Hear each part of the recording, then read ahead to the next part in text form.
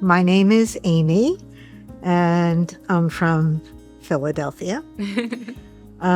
So my training is as a speech-language pathologist, but most of my career had to do with technology for people with disabilities. So I retired from that around the time of my diagnosis, which was just 5 years ago, August 2020. And sort of in a funny way, sharing my story is a second career for me to help promote awareness of endometrial cancer. Hi, my name is Matilde, and I'm from Los Angeles, California, and I am a hairstylist.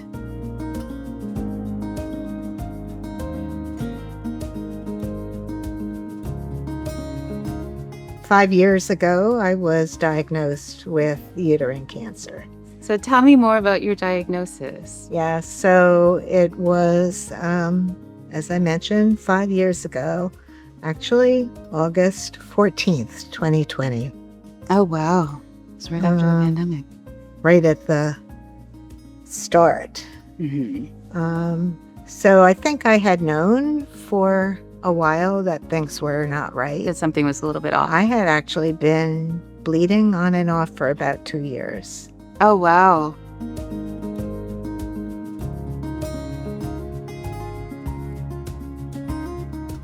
What was the cause that finally got you to go to So the doctor? I increasingly felt bad. Okay. So like maybe starting in June, very, very fatigued. So June of 2020? 2020. Okay. Yeah. So I finally was like, I just need to go to the doctor and find out. Mm-hmm. You know, I try not to beat myself up for not taking good medical care of myself beforehand, kind of in the trap of taking care of everybody else. Right. You know, the Yeah. woman thing. Mm-hmm. Was it fear, do you It think? was. Okay. It was fear. And because up until the few months before I actually got diagnosed, Mm-hmm. I was feeling fine, except I was bleeding. Okay. So it was only when the symptoms got much worse, Mm-hmm. bad enough to get me to the doctor. And, you know, when I did finally get to the gynecologist, I was not surprised when she said, "You have cancer." Not surprised at all.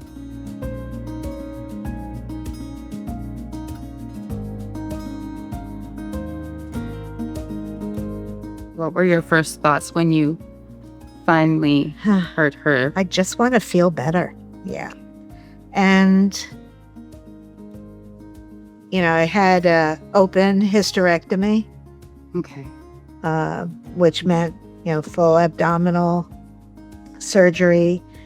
Ended up being a 5-hour surgery and a 5-day stay in the hospital.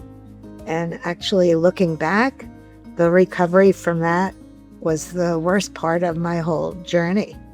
Worse more about than that. What- chemo and Worse than chemo? yeah. Wow.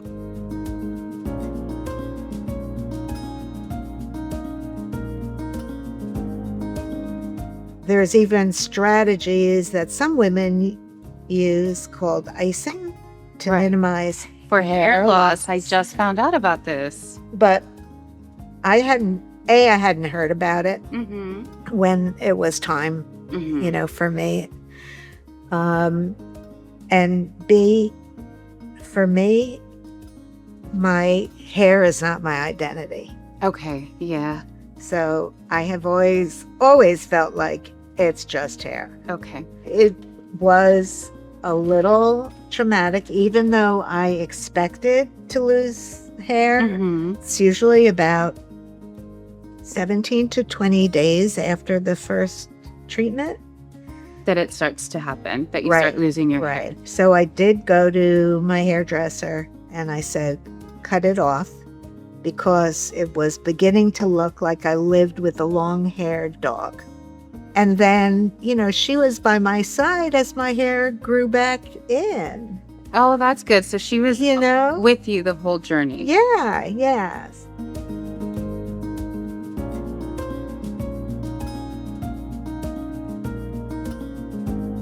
What do you think after this journey was the biggest thing that you learned? I actually have always thought of myself as strong and resilient, but I also learned I need a village. Yeah. And deeply grateful to my husband. Aw. I knew enough about myself to know that that he's wonderful, but I needed other forms of support. So I did find out about where I could go for individual counseling, as well as support groups.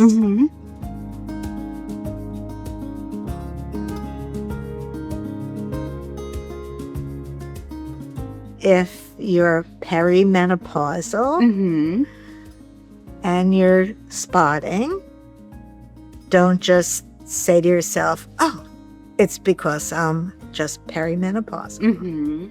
And actually don't let the doctor, assuming you're not like me, going to the gynecologist, don't let the doctor just say, oh, it's nothing.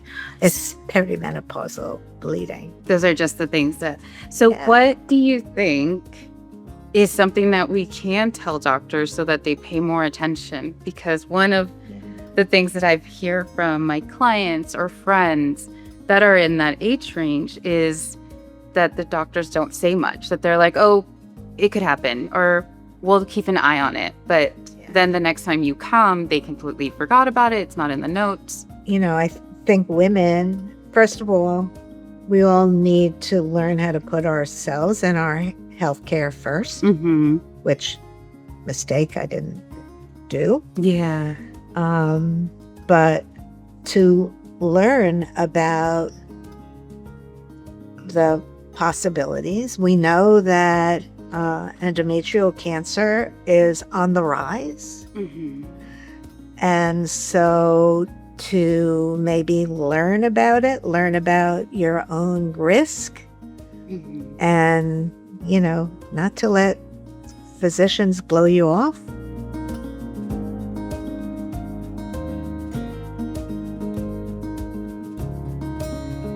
So,